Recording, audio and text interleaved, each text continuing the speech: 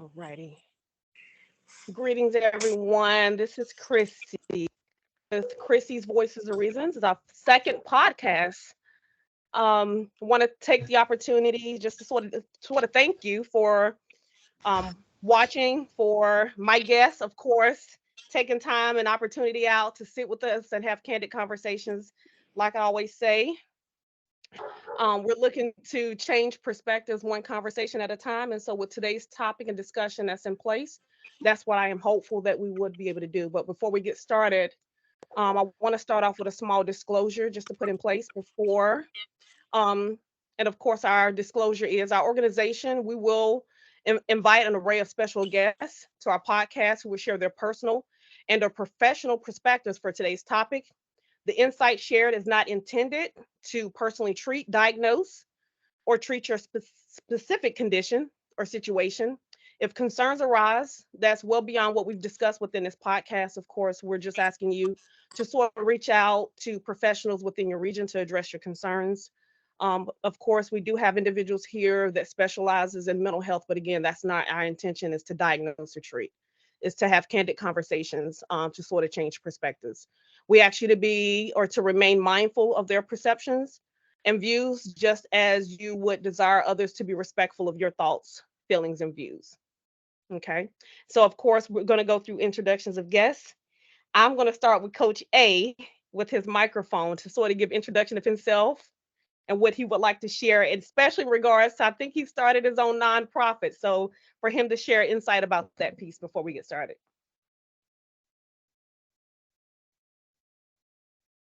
You got it muted, Coach A. My bad. But yeah, I'm Coach A, Adrian. I've been coaching high school football for the past 6 to 8 years. Um, been in a healthy living field for over 15 to 10 years. Personal trainer. I just started my own gym, DNA, driven by natural achievement. And it's also under the nonprofit umbrella for high school students that aren't able to afford to have personal trainers or to go to specialized training.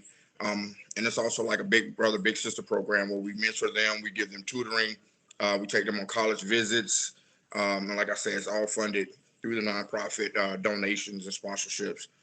For like I said, for kids that are less fortunate. Other than that, that's me in a nutshell. Awesome. And of course, we have Mr. Damon. Introduction of yourself and just what you want to share to the public as far as who you are. Damon Fields, work in the metals field, and I'm currently just a mentor to young men and women that are in need if needed. Always Awesome. willing to help in the community. Awesome. Thank you for your time and your perspective for tonight. And then, of course, we have Mr. Shaq Tinsley. Can you tell us a little bit about yourself and what you would like to share with the community? Yep. What's up? What's up? My name is Shaq Tinsley. Living here in Raleigh, been here for about a year now. I'm a business development manager in the corporate space, and I'm also involved in the nonprofit space as well. Me and my partner started a youth mentorship group out in Texas where we really focus on developing leadership skills for young men. So that's my passion, and also love to travel. Awesome. Thank you so much. And then we have Mr. Reggie. Definitely a pleasure to have you on, Mr. Reggie. Introduce yourself and tell us who you are and what you would like to share to the community. Yes, thank you. Thank you. My name is Reggie Wilson Jr. I am a licensed clinical social worker, psychotherapist, um, and I am happily involved in the mental health world. And it's not a lot of faces that look like us. So I'm happy to be involved in that, and it is a true calling. And I'm happy to be here tonight. Awesome. Thank you so much for your time as well. And then, of course, we have Mr. Keith Haith. If you can introduce yourself and just share a little bit about yourself as far as what you do. Hello, all. I am Keith Haith, and I am a mental health professional. I work actually team lead for a mobile crisis team. We respond to 3 counties: Alamance, Caswell, Person. responding to individuals that are in a crisis, whether it be substance abuse, mental health, or IDD. I've been doing mobile crisis work since 2005. So going out and talking to people in crisis is really what my passion is. Awesome. It's definitely a pleasure to be here and to be sitting in front of which I know to be well diverse men, knowledgeable and insightful on a lot of topics, and especially with the topic that I plan on having today, which will I go through. But before we get started, I do want to share, of course, this podcast has definitely been recorded. Of course, my guest has already known and consented to that piece. But of course, to the community, just letting you know by commenting or engaging on the platform in any shape, form, or fashion, that from that piece alone, you've consented to be recorded.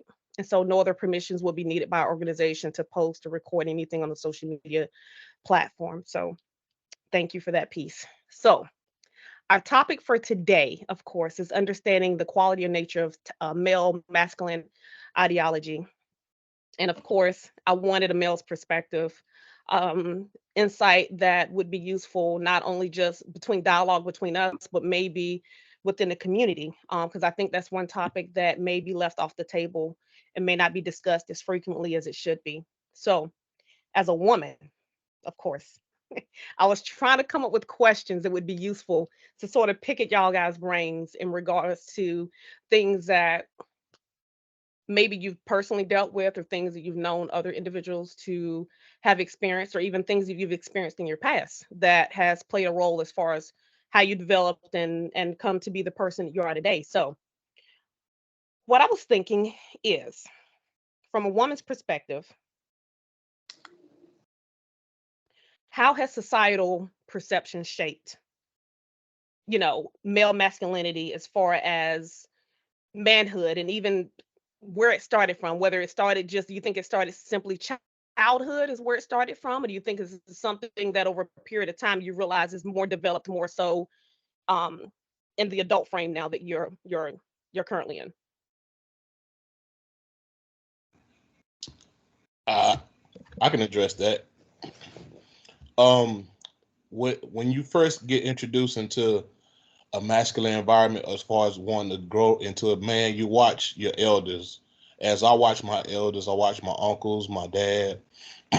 But in my experience with my dad being absent early on, in and out, and not consistently there, I watched my uncles more than anything. I tried to gravitate to what they showed me, what they had in store as far as what a man should look like, how he should conduct himself and carry himself. Also, I know a lot of people, don't believe in women being able to shape a man, but there are certain aspects that they can shape them into be a man. They can still show them to be respectful and, how to act. But the actual mannerism of becoming a man can only really come from a man, because only a man can really show what a man is, how he feels, reacts, acts, how he shows his mannerisms, and just his whole overall stature as a man. That's where it has to come from. But it does start at an adolescent stage.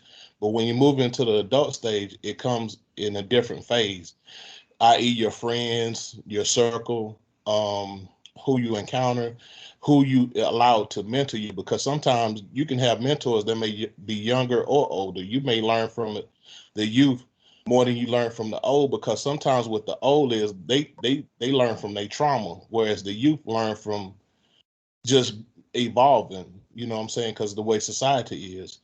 And masculinity and manhood can evolve into different aspects at all times, because there's certain things now that men do that back in the day they wouldn't consider manly. It doesn't make them less of a man, but it's just evolving as a man. Yeah, I just want to piggyback on a couple of things Damon said. First one around, youth needing that male guidance, that male figure. I think that's one of the biggest things that I've seen is the difference between males who have a successful trajectory versus those who don't. Now, obviously, we know a lot of successful men who may not have had a successful male around them, but the numbers and percentages, just from what I've seen, a lot of successful men have had a male role model to look up to. And that's one of the reasons why I'm passionate about youth mentorship. Is we try to be that male role model for young men who may not have that male role model, because numbers show that young boys and young men who have male role models and mentors are less likely to get arrested, less likely to get in trouble in school, and more likely to excel in school. So that piece about the male role model being present for the youth is important. And then, as he said, as you evolve, um, the definition of manhood, also evolves with time as well. And for me, my definition of manhood is rooted in my faith, from a biblical perspective, but also with a modern approach. So there's definitely, some things like Damon said, there are things back in the day that wouldn't be considered appropriate or something for a man, whereas for me, what does a modernized approach look like to a biblical approach to a man? And that's one thing I use to guide my view of masculinity. Awesome. Where's AD at with the microphone? He wanted to dangle the microphone. Well, see, there you go, doing the most. To piggyback It off of wouldn't be me if I didn't. to piggyback off of what both gentlemen spoke of, like I said, and I think this speaks to everyone on this panel, is this is why we have a passion for what we do. Because I grew up without, father being in the home, and I learned from my grandmother. I learned how to be very domesticated. And now as a man and being a single man and moving forward in life, you need to learn how to cook. You need to know your hygiene and be able to take care of yourself. And at the end of the day, raising teenage boys, boys are lazy. We have to make them, hey, get in that shower, wash the dish, clean the bath. You know what I'm saying?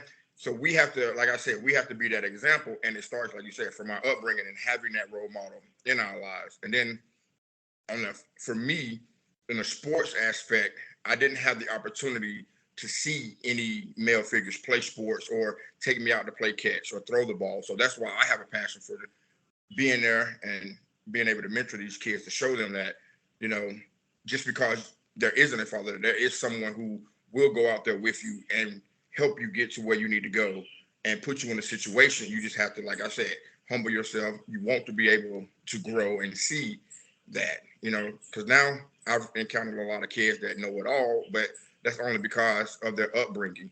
And like I said, Right. we have to bring them back to our roots and that whole, like Shaq was speaking of, the biblical sense of where it stems from. Because now you take it out, you take everybody out of the church, and you got a different animal.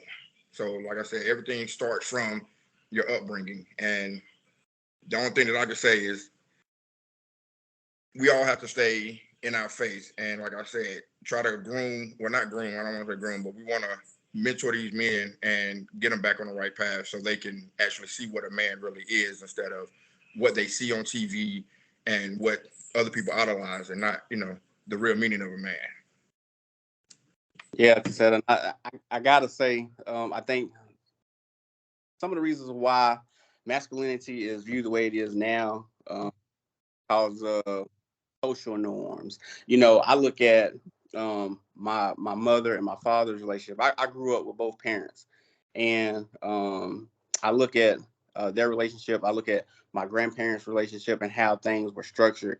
I gotta say, the women's movement changed a lot of that, because back in the day, a woman's role was, at home, taking care of the home, cooking, cleaning. The man's role was to go out and work. Through the years, women became more independent, became more career oriented, and that changed a lot of aspects in the home for the male and the female, because now you have men working full time, women working full time, and the women are like, I'm not gonna work full time just like you, and then come home and do everything.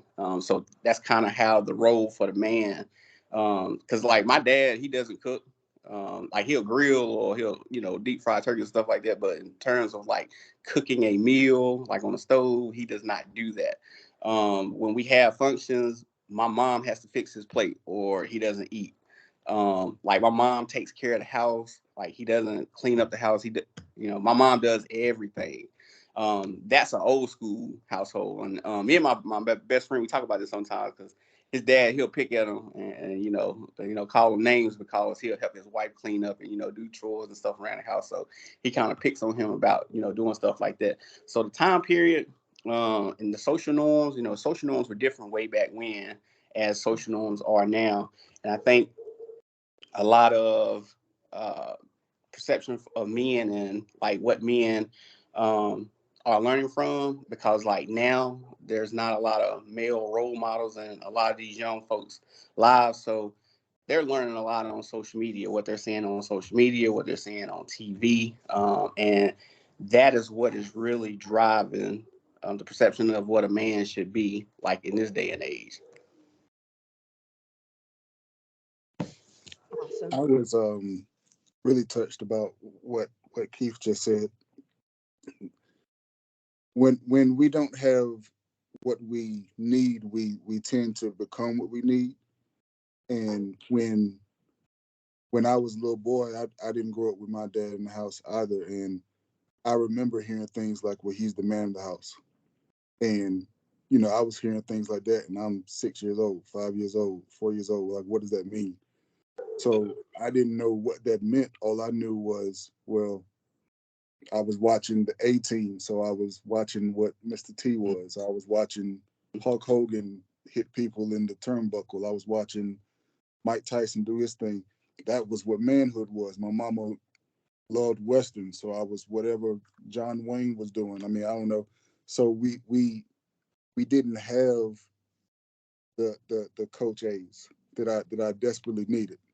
We had what was on TV, and mostly that was about who could fight the best, who could hide their emotions, and if you did cry, Lord help you. So and now I think that we're more evolving into understanding why we need male role models that might not be your father. That's mostly what the people that I grew up with, and even me. Full disclosure, I was more likely to listen to a woman because that's all I knew. My mother, my grandmother, my aunts, my great grandma, all that. If a man was to even say anything to me like that, they was on top of him. So if I left the house, if you was to try to, it was fighting words. And a lot of us think like that because you're not my daddy. Like we hear comedians do that all the time, but that's some real things. So we have to learn how to break that barrier first, which is very hard to do. And once we get to that barrier and we realize that it's harder that the shell and the boundary is harder to crack, a lot of people tend to give up there. So thank God for Coach A, because that's where the real work starts, getting through that barrier. So, yeah. If I can jump in one more on what Reggie just said, as far as and Keith with his mom doing everything in the home. I was also raised that way, father, watching my grandmother, my grandfather. My grandfather went out to work, he came in, he handed his check over. My grandmother literally made sure he had his deodorant, his toothpaste, whatever little snacks that he needed, clean socks. That was it. He came in, he sat down, his plate was fixed. My grandmother did everything. But now if you look at today's society now, we've had babies raising babies. And a lot of women can't cook nowadays. So if a woman can't cook, you don't eat. So I hate to say it, it's a harsh reality. And a lot of these younger men now, they don't know how to cook and they feel like going out and buying food and all this other stuff. So like I said, the narrative has changed, just like Shaq said, and times have changed. So we have to adapt as men. And yes, it's a new set of men. And a lot of people don't like the new set of men because they feel like the traditional man is gone. Well, this is the new norm. You know what I'm saying? We have to be domesticated. We have to be able to play both sides. If not, we're going to get talked about. You're going to be ostracized. And then, like I said, that creates another issue. And then who do the men have to look up to? Like my son, for instance. If he sees me in the kitchen cooking, then guess what? That lets him know that it's okay for you to cook. That whole narrative of women doing everything, granted, back in the day, that's all we knew. But now, like I said, we have to adapt with the times. We have to grow and we have to be better. And the only way we do that is evolve. And without involvement, you're not going anywhere. You're not going to progress. You're not going to move forward. You're just going to be stagnant. And then here we are, a statistic. You know what I mean? And everybody's big on numbers. And I'm trying to change the narrative. And I feel like we all are trying to change the narrative. And like I said, we want to paint a better picture, and we want to take away the false idolization that they see in these rap videos, because that's not real. Everybody knows that's not real. But at the end of the day, they'll go to them before they go to us. You know, they That's can all they recite have a to look lyric. at. Yeah, they can recite a lyric before they can recite how to start the dishwasher or wash whites and colors. You know what I mean? Like, so we got to change the norm. Like I said, we all have the same thought process, and we all want to be better role models for these young men and women, so they'll know what type of man that they need in their life, instead of that one that just buys everything. You know what I'm saying? Because then at the end of the day, that's going to repeat that cycle, because she's only going to be attracted to one type of guy, and the men are only going to be attracted to one type of female that don't know how to cook, and then they don't know how to cook. So like I said, we just got to change the narrative, and it's going to take everybody, all hands on deck. So, question, because even as a woman, I know what it feels like to grow up in a one parent home where there's only one parent and they're teaching. And I know even still with that one parent, there's pieces. It's like a puzzle. There's pieces that's left off of you, that sort of creates a barrier as far as who you become as an adult. So my question for you guys, especially the ones that grew up in a one parent household, and of course it would be nice to get the perspective on those who grew up in a two parent household to see the difference, as far as like, and where did you find that piece? Like, is it one of those things that, what, let me change it. When did you find out that you knew who you are as far as definition, who you are as a man? Was it after trial and error and hitting your head up against the wall a couple of times? Was it one of those things that even though father wasn't in the home, there was an uncle or a neighbor that stepped in to sort of bridge the gap? Or was it one of those things through, multiple trials and setbacks, and you had to deal with the consequences of life, that then your definition of manhood was established? If I could jump in first before Big D get on here.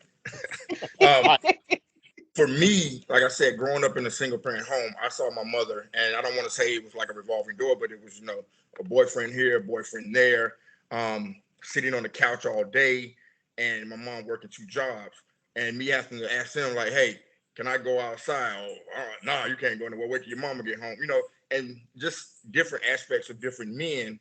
And then I saw what I didn't want to be. You know what I mean? I saw the alcoholism, I saw the drinking, I saw the yelling, I saw the fighting, the bickering and beefing, and the leaving for long periods of time, and then all of a sudden pop back up. You know what I mean? So I have a saying, and I hate to say it, it came from Kanye West, and it's one of my favorite sayings. I have it tattooed on me. Everything I'm not makes me everything I am. So I took everything that I saw, and I said I didn't want to be that. Everything that I didn't get, like the one gift on Christmas, no birthday parties. And I said, when I became a man, I wanted to be a better father. I wanted to be a better man. Like I said, I don't drink now to this day at 45 years old, and it's because of what I saw. It's not because, I'm scared I'm going to turn into an alcoholic or something like that. I just know I saw what alcohol did in my household, and that turned me against it. And like I said, like you said, we learn from trauma. And if you don't, this is like you touch that hot stove, it burned you, you know not to do it anymore. So like I said, Right. seeing that in my home, growing up in that situation, that molded me. And that's why I have this. Like I said, it lets me know that everything that I'm not makes me everything that I am. So it does take trauma, or you have to see something, like everyone on the panel said, you have to have that role model or something to look forward to, or you won't go anywhere.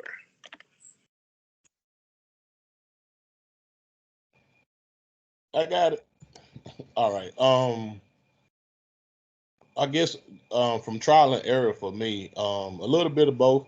A little bit of I've had guidance too, a little bit of trial and error, and then it was a product of my environment too, because I grew up in the hood. You know what I'm saying, with a single mother. She worked two jobs. I tried to maneuver the best way I could without a father. And yeah, I hung out with the gangsters. I hung out with the hard heads. And then again, I tried to steer away from that because I didn't want to go down that lane, because at the age of 13, I was introduced to selling crack. And they were on me. They was like, yeah, come on, you come on the block with me. Let's go. And the biggest thing that steered me away from it was my mother, you know what I'm saying, the fear of disappointing her and the fear of shit getting on me. Not the fear of my father, not to say, you know what I'm saying, he wouldn't have said nothing. Yeah, he probably would have, came and cracked down, but he had his own issues at that time. But at the age of 13, I was introduced to selling crack. I chose not to. Going into the age of 15, the guys I was hanging with, they were banging. They actually starting to catch some real felonious charges. And I kind of steered away from it. I stayed in sports a lot. Sports helped me, kind of stay on the main track where my uncle would come pick me up. We'd go play basketball. He'd teach me how to play football. Then moving later on to my later years, just trial and error of finding my way as a young man. Yeah, I started doing some of the hard headed stuff and trying to be hard and all that. It don't work. You find out it don't work because it don't get you far. A lot of my partners, they were getting locked up at the age of 19 and 20 doing 20, 25-year bids because they chose that path at a young age. And watching them, I was like, nah, I don't want to be that. And then later on in life, I did have my father. He started guiding me and showing me things and teaching me, how to, be responsible financially and have things. And then it became I had mentors also in my group circle. I had an older gentleman that worked down the block from where I was, and he took me under his wing, showed me how to be about your business, how to create good circles where you can have good business acumen to create relationships to really go far. And with that just catapulted me into another level. And from that then on, I learned how to just conduct myself, how to be able to go in different rooms and stuff and be able to adapt to everything that's around me and not just be stuck in one mindset of, oh, I'm gonna be hard ghetto and all this. How to present myself. And that's what young men need to learn today. They need to learn how to be able to go into different rooms and conduct themselves, because right now they're one track. They don't have different avenues of showing. You have few and far between, but not a majority like it was when I was coming up. We had a lot of different mentorships that we could go to, big brothers, big sisters. I was in Boy Scouts for a while. I did some other programs that helped out. Actually, one of the biggest ones that helped me out was something like the boys clubs. I can still remember my counselors to this day because they were such good mentors and men. One of the greatest mentors I had was Pete Richardson at West Salem State. I didn't go to state. I went to the summer program there, but he was one of the greatest mentors I ever had. They pulled me to the Talking about side. that good old NYSP. Yeah, there you go. And he would look out. You know what I'm saying? And one of the other greatest was Clyde at the Boys and Girls Club. Everybody know Clyde in Winston. He took men under his wing and showed them, hey, this is how you act. This is how you conduct yourself. Don't get out of line. You know what I'm saying? And then you had people in the neighborhood. It could be the man down the street. He might have been an old drunk, but he wouldn't let you get out of line. Facts. And that's what we need. Facts. No matter what.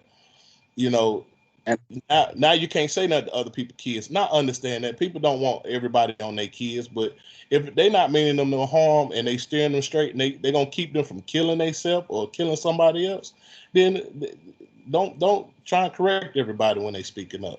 Now, if you see them doing something out of the ordinary to your kid, yeah, you protect your kid. You always protect your kid at all costs. But we got to create a community where everybody helps steer them back in the right direction, not get off this path that's meant for them. Because it's a lot of greatness to be done, and it's just gonna take a whole ecosystem to get us there. Exactly. I think women need to understand how important it is who they bring around their children. Because for me, it was the age 5. Like up until 5, I was always up under my mama. And again, I grew up in a 2-parent household. But until age 5, I was always up under my mom. My daddy didn't even really exist. It was at the age of 5 I started playing football, and I was good at it, and I got my dad's attention. And that was the best feeling in the world, to get my dad's approval. Then I started paying attention to my dad. My dad was the hardest working man ever. Like, he worked from sun up to sundown. He made sure that we had everything that we needed. He took care of everything that he had. He never bought himself like new clothes and new shoes and stuff. We would, shine his shoes at night, because he would keep the same, shoes for years and years.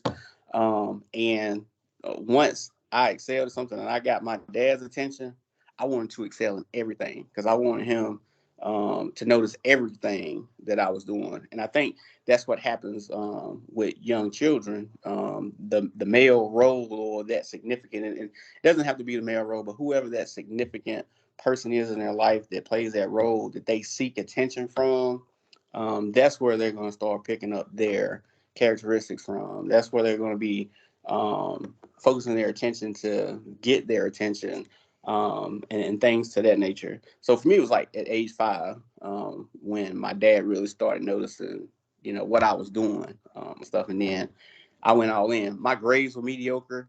But when I seen, if I do good, my dad is gonna recognize me. He's gonna be like, "Hey, I want to take you out. Let's go get something to eat." And he say, "I'm proud of you." Oh, it was the best feeling in the world. Grades shot up. Never was on less than AB honor roll after that.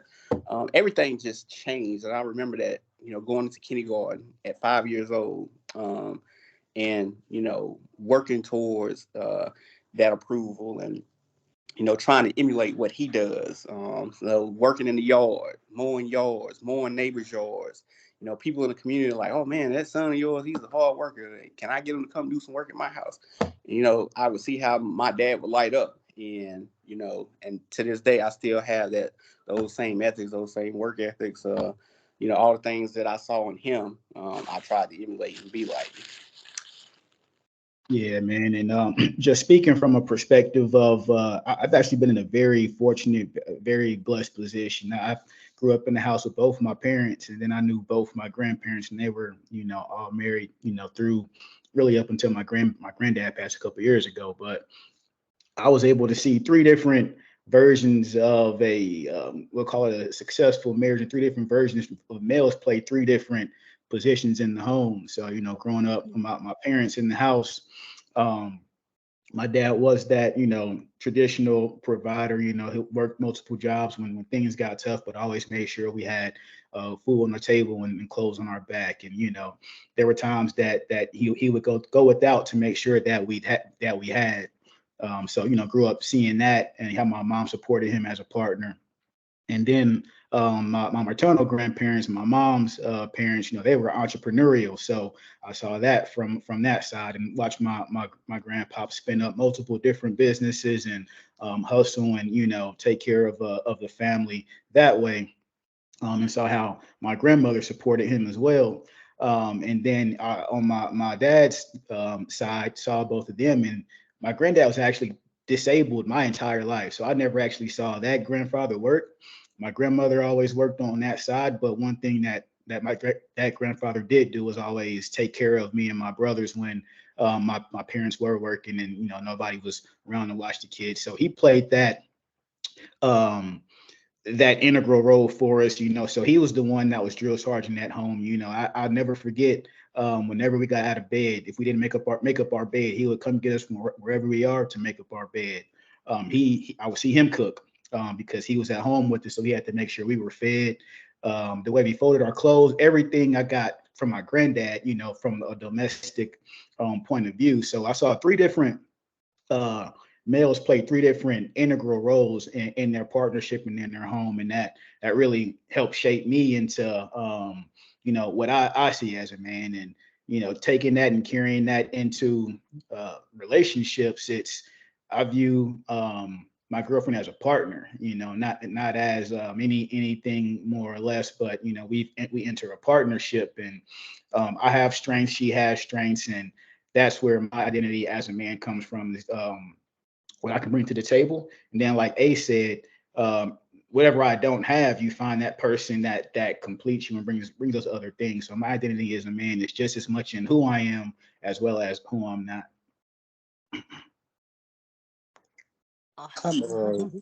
I'm it's almost like the bizarro world because I'm like the opposite of Shaq almost, but we ended up in the same spot. It's very much predicated on my mom. Her dad was well, whatever. He was garbage to her.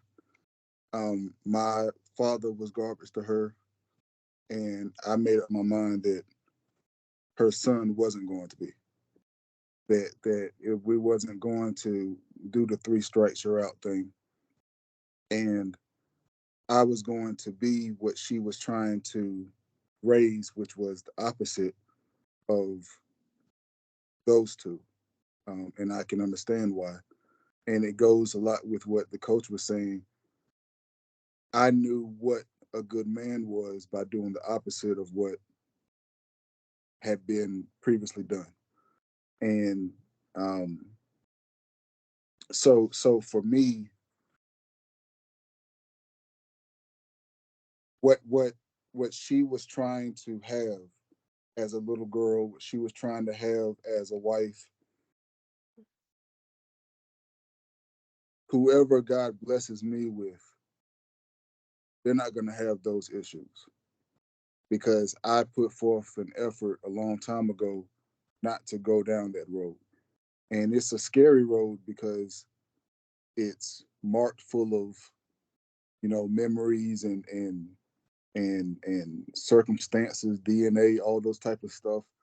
But like, I don't have to go down that road.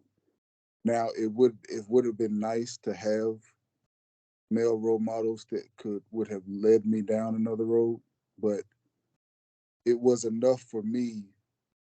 Thank God that I saw the flashing lights over there and the don't go down here. Um, but hopefully, moving forward, we, everyone on this panel and everything like that, we can stand on the road some and usher kids the other way without them having to find out for themselves. But for me personally, uh, it was based on what my mom didn't have and what I want her to have moving forward, and whoever I'm blessed to get with in the future, basically. Y'all have definitely shared a lot, especially with past upbringings, things that you've encountered. And I know even for a woman, but as a man, a lot of those experiences could be quite tough. I know culturally, society has created a norm that um, it's not okay to cry, it's not okay to feel, that there's certain standards that you're supposed to uphold as a man. And as a woman, to me, it feels like definition of a man is to be without emotions, is to not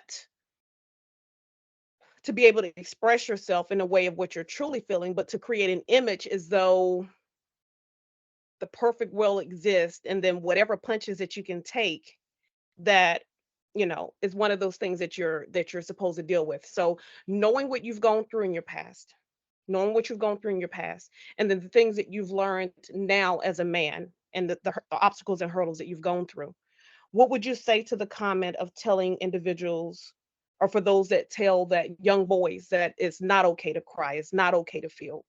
What would be your response to that particular comment? Yeah.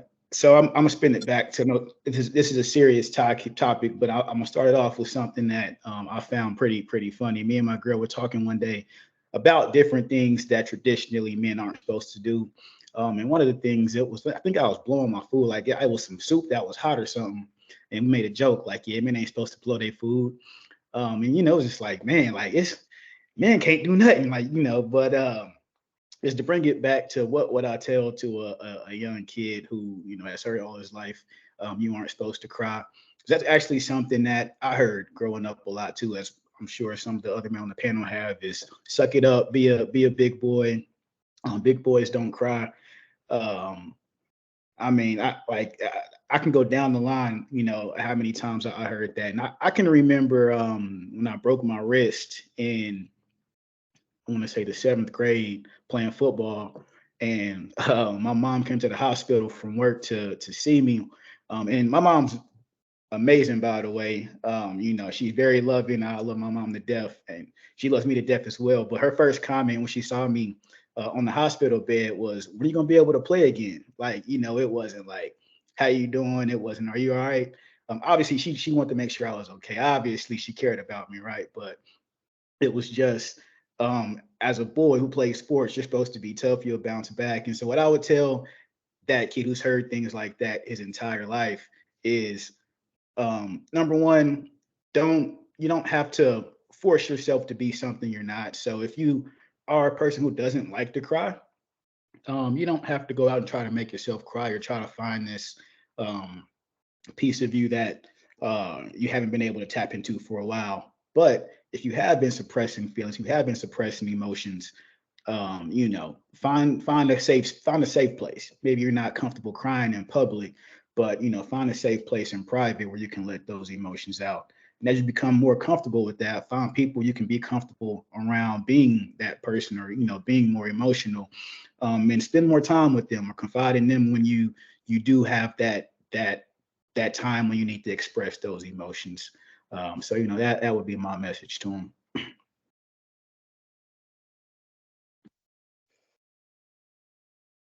Yeah, What advice?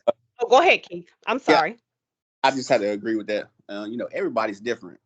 So, we feel what we feel, and nobody can tell us how we feel. And my recommendation would be, figure out what works for you. If crying works, cry. If throwing rocks work, throw rocks. Again, what works for one person is not going to work for another. But I think the message that we have to get across to young men is that, find those people that you trust, that you can confide in, whether it's a best friend, whether it's a parent, whether it's a grandparent. Find the people that you can confide in, and if crying helps you get it out, then cry with those people. Um, yeah, that would be my advice to folks. Get to the people that you trust, that you can communicate with, because communication is very, very important. Yes, it is so very important. It is not good to hold things in. It's always good to be able to have that outlet. And a lot of times, and people don't realize this, when they have these things and they've held it in for so long, once they finally let it out, it's like, I've heard people say time and time again, it's like a weight off your shoulders. So that would be my advice to, someone. I I just think feel the other thing, Keith, is, oh, I'm sorry. Go ahead, Damon. no, go ahead. No, I was just gonna say, for the ones that don't allow that platform to release, those are the ones that usually respond and react in impulsive ways. And then from there, you're stuck dealing with the repercussions of your actions, not because of, that you could have made a better decision, but you allowed your emotions to get the best of you. And you've conditioned yourself to go off the feelings and emotions of someone else based upon how they feel like you should react to reaction, rather than what you're feeling. So um definitely let it out in whatever space, and know that it's considered normal. It's not abnormal to feel. It's not abnormal to have these overwhelming emotions and feelings that you have, that you're supposed to keep bottled in. Those are the very things that usually result in decisions that you can't go back and reverse. Right. What I was going to add to it is, I think today's society has created a whirlwind where you don't have a safe space. Too often you'll see interviews where people will be talking about a man tapping into his emotions, and the first thing they say, "Oh, he's sassy." How? How are you sassy? Because you have a natural human reaction. There's things on both sides of the gender that we do that people misrepresent and genderize it, and it shouldn't be like that. A natural human reaction should be a natural human reaction, and by not creating that safe space for people to do that, what happens is the people that hold and bottle that in, they become impulsive when they overwhelmed or can't express themselves in a natural human reaction. Then you find out that you got people that's walking around they ready to kill somebody because they haven't expelled all that trauma that they have in a natural way. You got people that you got men that walk around, they try and perpetuate so hard and in this manner of I'm a man, but inside they're crying and dying because they still a 5 year old boy who hasn't released all that trauma that has been put upon them growing up. Just like my man Reggie spoke upon at 5 6 years old, he was told that you're the man of the house. At 5 or 6 years old, a little boy shouldn't be encountering that type of trauma or put up that type of pressure on them to become something they're not ready for. Even in my situation, being raised by a single mom, I kind of felt like that. Kind of have to fend off like the boyfriend I don't like or guys I feel like they're not worthy of my mother. Yeah, as a boy, you're gonna naturally do that because you want the best for your mother. But that's a trauma that we shouldn't have to take on naturally. Um, you know, but like Shaq was talking about, we have to find those safe spaces where we can go and be received at where we at because a lot of young men aren't received where they at, and then a lot of them are shedding a lot of trauma on the inside, and it's churning and eating them up. And then you look around, you wonder why a lot of them have a lot of anger issues. They're violent. They talk back. They don't have an ounce of respect, and it's not from them not knowing any better. It's from nobody's listening to them where they're at, and that's what they need. They need somebody to meet them where they're at, and then take them to another level. Because once you meet them where they're at, they'll be able to receive what you have to say and listen. Some of that trauma is shed. Just create that safe space like everybody was talking about. Definitely agreed. Like I say a lot. It's like we're Coca-Cola bottles. Like we can shake it up, and when it falls, it's one or two ways to open it without it spraying all over the place. You either wait or you open it slowly. But if you rip the cap off, it's gonna go all over the place. That is like our Right. emotions. So we're walking around bottled up with all these emotions that are waiting to explode, and when it explodes, it explodes. And often it's all that pressure because we've kept it in so long. We don't have a spot or a place to release it, and that's why I'm a huge advocate for journaling. I'm a huge advocate of that. Even if you don't have a human to talk to, you have a pen and a paper. Um, but anyway, that is something that is very important because there are a whole lot of people in prison right now that Yeah. that top just flew off that one day, that one bad day. A lot of relationships have ended. A lot of people have been fired from their jobs. A lot of kids have been expelled from school because of that one particular Tuesday morning that they just can't take it no more. And all of a sudden, what was cool Monday, what was cool all last week, what was cool all last month, for whatever reason, that Tuesday morning it won't cool no more. And then boom, you know what I mean? So that's something to keep in mind as well. Yeah, one last thing I would add is, to be that safe space for somebody else as well, and let your peers, let your circle, let your friends know that you care about them and that you're there for them, because that also lets them know, all right, if I do, I have somebody to go to, in that case. So just the same way we yearn for that safe space, or that safe environment, open that up and make and be that for somebody else too. Awesome. Y'all definitely dropped a lot of jewels tonight. Got me sitting here just mellowing in it. And I know once we share this podcast for others to watch, I know that a lot of men and a lot of young men, and they maybe even boys that may come across the platform, is going to find a lot of this information that you guys shared useful. So I definitely appreciate that. before we close out for the day? I definitely don't want to leave any stones unturned. Is there anything else that you guys may want to share, or any insight? Or I know, Mr. Reginald, I know you're a licensed therapist, and I know a lot of individuals are looking for licensed therapists, especially male figures. Is there anything you guys want to share on the platform that individuals can reach out to you for services, for supports, or um, just even Mr. Coach A with your sports and what you do for peers?